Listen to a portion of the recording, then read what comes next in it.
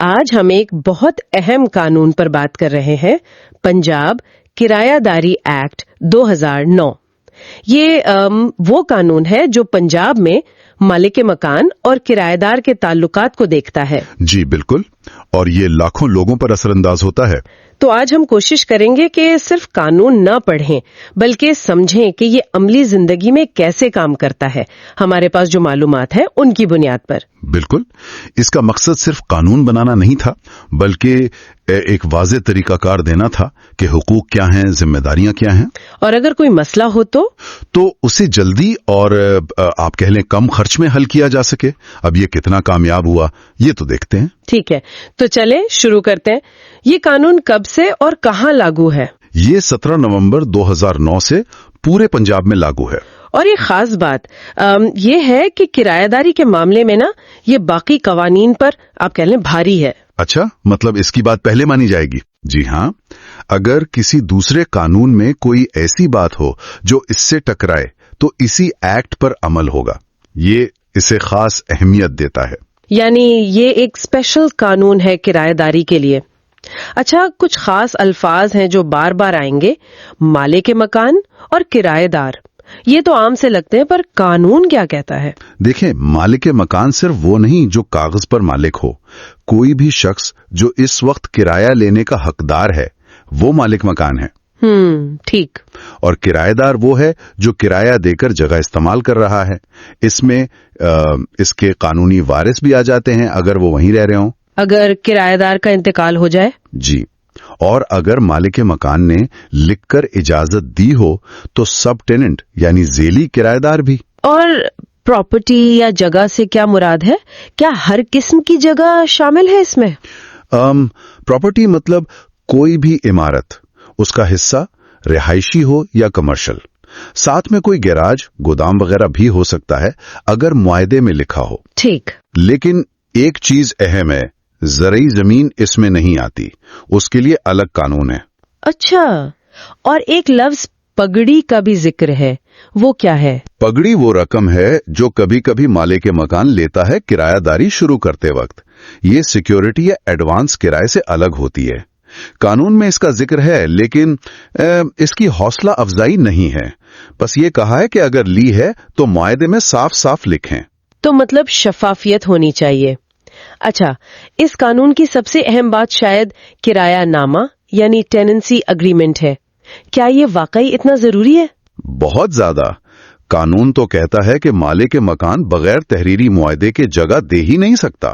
سچ میں؟ جی ہاں، اور صرف لکھنا کافی نہیں، اسے علاقے کے رینٹ رجسٹرار کے پاس رجسٹر کروانا بھی لازمی ہے۔ یہ ایک بڑی تبدیلی تھی۔ اچھا، تو اس معاہدے میں کیا کیا ہونا چاہیے؟ بس نام اور کرایہ لکھ دیں؟ نہیں، قانون کافی تفصیل مانگتا ہے۔ دونوں پارٹیوں کی پوری تفصیلات، جگہ کی پہچان، کرایہ داری کب تک ہے، کرایہ کتنا ہے، اگر سالانہ بڑھنا ہے تو کیسے بڑھے گا، کرایہ کب اور کیسے دینا ہے، مہینے کی کس تاریخ تک، نقد یا بینک میں۔ بینک کا بھی؟ ہاں، اگر بینک میں تو مالک مکان کا اکاؤنٹ نمبر بھی۔ پھر یہ کہ جگہ کس کام آئے گی، رہائش، دکان، دفتر، اور اگر کوئی سیکیورٹی، ایڈوانس یا پگڑی لیے تو وہ بھی لکھنا ہے۔ یہ تو کافی لمبی چوڑی لسٹ ہے، یعنی وہ زبانی کلامی یا پرچی والا سسٹم اب نہیں چلے گا۔ لیکن اگر کوئی نہ کرے یہ سب، معاہدہ رجسٹر نہ کروائے تو کیا ہوگا؟ نہیں، یہ صرف کاغذ کی بات نہیں۔ اگر معاہدہ رجسٹرڈ نہیں ہے اور کل کو کوئی مسئلہ بنتا ہے تو رینٹ ٹریبیونل جانا مہنگا پڑ سکتا ہے۔ کیسے؟ کرایہ دار اگر جائے گا تو اسے پہلے سالانہ کرایہ کا 5% جرمانہ جمع کرانا ہوگا سرکاری خزانے میں۔ اور اگر مالک مکان درخواست دے گا تو اسے 10% جرمانہ دینا ہوگا۔ یہ اس لیے ہے تاکہ لوگ قانون پر عمل کریں۔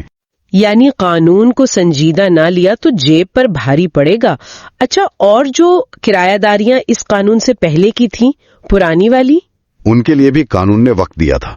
کہا تھا کہ 2 سال کے اندر اندر ان کو بھی اسی نئے طریقے یعنی تحریری اور رجسٹرڈ پر لانا ہوگا۔ ٹھیک ہے، چلے معاہدہ ہو گیا، اب روز کی ذمہ داریوں پر آتے ہیں۔ مالک مکان کے کیا فرائض ہیں؟ بنیادی ذمہ داری تو یہ ہے کہ جگہ کو آپ کہہ لیں رہنے یا استعمال کے قابل حالت میں رکھے، یعنی ضروری مرمت وغیرہ کروانا۔ یعنی بڑی مرمتیں؟ ہاں، عموماً بڑی مرمتیں۔ ویسے یہ معاہدے میں بھی طے ہو سکتا ہے۔ دوسرا پراپرٹی پر جو ٹیکس وغیرہ ہیں، سرکاری فیسیں، وہ مالک مکان نے دینی ہے۔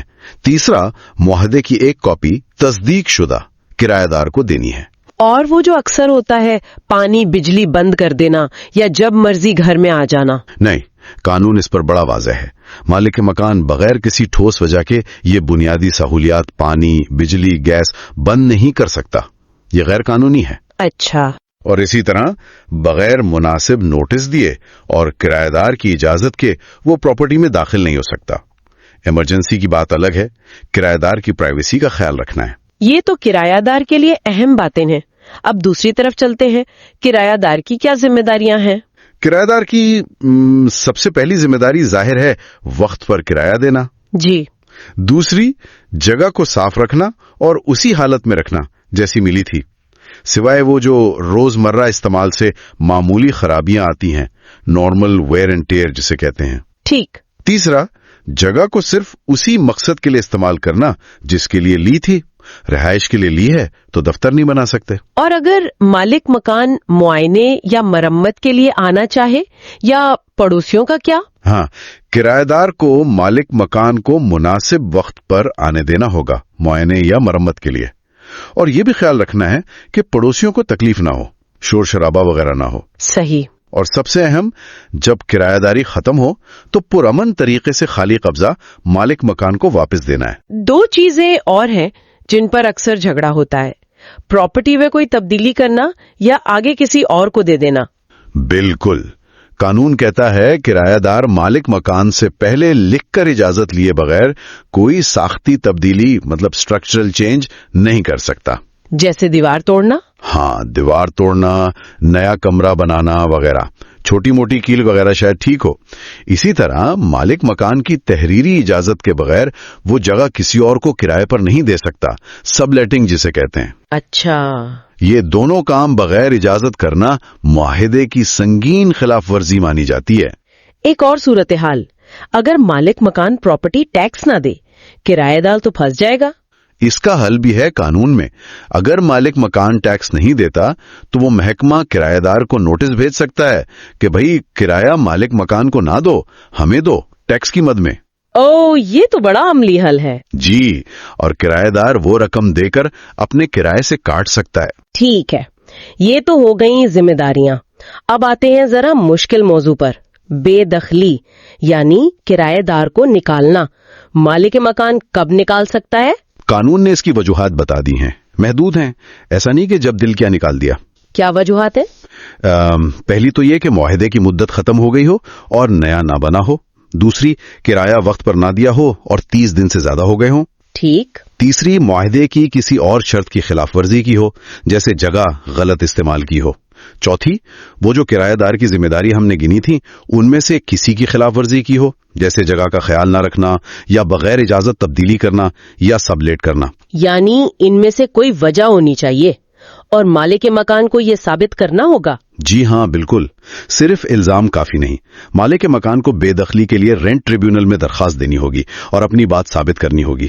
یہ رینٹ ٹریبیونل کا آپ نے ذکر کیا، یہ کیا چیز ہے؟ کیا یہ عام عدالتیں؟ نہیں، یہ خاص عدالتیں ہیں، صرف کرایہ داری کے کیسز کے لیے بنائی گئی ہیں۔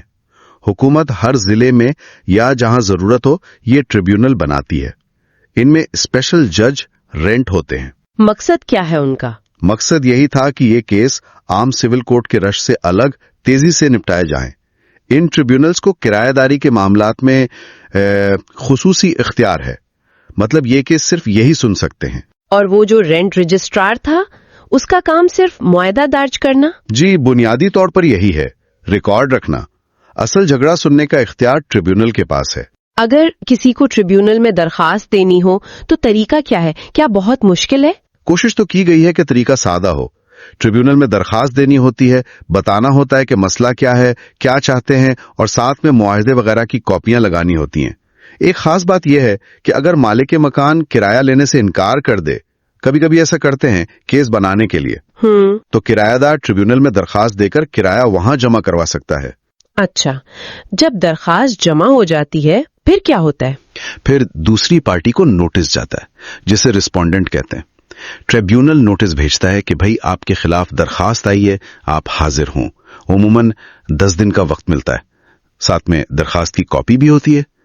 پھر اب یہاں ایک خاص سٹیپ آتا ہے، مقابلہ کرنے کی اجازت یا لیو ٹو کنٹیسٹ۔ دوسری پارٹی کو باقاعدہ کیس لڑنے کے لیے ٹریبیونل سے یہ اجازت لینی پڑتی ہے۔ اجازت لینی پڑتی ہے؟ یہ کیوں؟ اس کے لیے اسے نوٹس ملنے کے 10 دن کے اندر اپنا تحریری جواب دینا ہوتا ہے کہ میرے پاس دفاع میں یہ باتیں ہیں۔ اس کا مقصد یہ ہے کہ شروع میں ہی دیکھ لیا جائے کہ کیا دوسری پارٹی کے پاس کوئی جائز دفاع ہے بھی، یا وہ صرف وقت ضائع کرنا چاہ رہی ہے۔ اچھا، تو اگر ٹرائبیونل سمجھے کہ دفاع نہیں ہے تو وہ اجازت دینے سے انکار کر سکتا ہے، اور اگر اجازت نہ ملے یا وہ پارٹی جواب ہی نہ دے تو ٹریبیونل وہیں پر درخواست دینے والے کے حق میں فیصلہ کر سکتا ہے۔ یہ کیس کو جلدی ختم کرنے کا ایک طریقہ ہے، ایک فلٹر سمجھ لیں۔ یہ تو واقعی کیس کو تیز کرنے کی کوشش لگتی ہے۔ اگر اجازت مل جائے تو؟ اگر لیو ٹو کانٹیسٹ مل جائے تو پھر کیس چلتا ہے۔ بے دخلی کے کیس میں ٹریبیونل اکثر کرایہ دار کو کہتا ہے کہ جب تک کیس چل رہا ہے آپ بقایا کرایہ اور آئندہ کا کرایہ ٹائم پر جمع کرواتے رہیں، اور اگر نہ کروائے تو پھر ٹریبیونل فوراً اس کے خلاف فیصلہ دے سکتا ہے۔ اور ثبوت کیسے لیے جاتے ہیں؟ لمبی گواہیاں، جرح وغیرہ؟ یہاں بھی تیزی پر زور ہے۔ قانون کہتا ہے کہ جو حلف نامے یعنی ایفیڈیوٹ جمع کروائے جاتے ہیں وہی بنیادی ثبوت ہیں۔ بس؟ ٹریبیونل اگر ضروری سمجھے تو حلف نامہ دینے والے کو بلا کر اس پر جرح کی اجازت دے سکتا ہے، لیکن عام طور پر لمبی شہادتوں سے بچا جاتا ہے۔ ہر پارٹی کو اپنا ثبوت دینے کے لیے عموماً 2 سے زیادہ موقع نہیں ملتے۔ یعنی طریقہ کار کافی مختصر رکھا گیا ہے۔ تو فیصلہ کتنی دیر میں آ جاتا ہے؟ قانون تو کہتا ہے کہ 4 مہینے میں فیصلہ ہو جانا چاہیے درخواست دائر ہونے سے۔ 4 مہینے؟ یہ تو بہت تیز لگتا ہے عام عدالتوں کے مقابلے میں۔ جی، قانون کا مقصد تو یہی تھا۔ عملی طور پر شاید زیادہ وقت لگ جاتا ہو، لیکن کوشش تیز انصاف کی ہے۔ اگر کوئی ٹریبیونل کے فیصلے سے خوش نہ ہو تو کیا کہیں اپیل ہو سکتی ہے؟ جی ہاں، اپیل کا حق ہے۔ ٹریبیونل کے فائنل فیصلے کے خلاف 30 دن کے اندر متعلقہ ڈسٹرکٹ جج کے پاس اپیل کر سکتے ہیں۔ 30 دن کے اندر؟ ٹھیک ہے۔ لیکن یاد رہے یہ صرف حتمی فیصلے کے خلاف ہے، بیچ میں جو چھوٹے موٹے حکم ہوتے ہیں ان کے خلاف اپیل نہیں ہوتی۔ اور اپیل کا فیصلہ کتنی جلدی ہونا چاہیے؟ قانون اس کے لیے بھی وقت بتاتا ہے، 2 مہینے۔ اپیل دائر ہونے کے 2 ماہ کے اندر فیصلہ ہونا چاہیے۔ ٹھیک ہے۔ اس قانون میں کچھ اور بھی اہم باتیں ہیں؟ جی چند ایک ہیں، جیسے اگر پراپرٹی بک جائے، مالک بدل جائے تو نئے مالک کو کرایہ دار کو لکھ کر بتانا ہوتا ہے۔ یہ بھی ضروری ہے۔ جی، اور ٹریبیونل یا اپیل کورٹ کے فیصلے پر عمل کیسے کروانا ہے اس کا بھی طریقہ دیا گیا ہے۔ وہ تقریباً ویسا ہی ہے جیسے سول کورٹ کے فیصلے پر ہوتا ہے۔ ایک اور ذرا ٹیکنیکل سی بات مگر اہم ہے، وہ یہ کہ اس قانون کی کارروائی پر عام طور پر قانون شہادت اور سول پروسیجر کوڈ لاگو نہیں ہوتے۔ اچھا، وہ کیوں؟ مقصد وہی کارروائی کو سادہ اور تیز رکھنا تھا۔ البتہ اس سے کبھی کبھی یہ سوال اٹھتا ہے کہ کیا اس سادگی میں انصاف کے سارے تقاضے پورے ہو پاتے ہیں؟ ہاں، یہ ایک اہم نقطہ ہے۔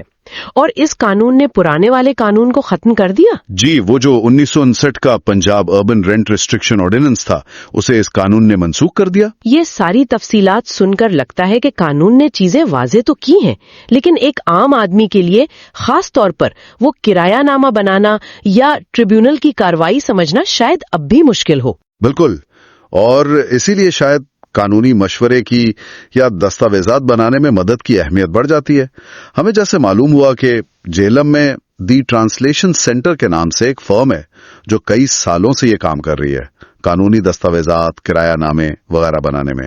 یہ دلچسپ ہے کہ ایسی خدمات موجود ہیں۔ جی، اور اس سے جڑی ایک اور بات سامنے آئی کہ اس فرم کے جو بانی ہیں ابرار احمد صاحب، وہ اس پر بھی کام کر رہے ہیں کہ ٹیکنالوجی کو کیسے استعمال کیا جائے کہ قانونی چیزیں کلائنٹس اور وکیلوں دونوں کے لیے آسان ہو جائے۔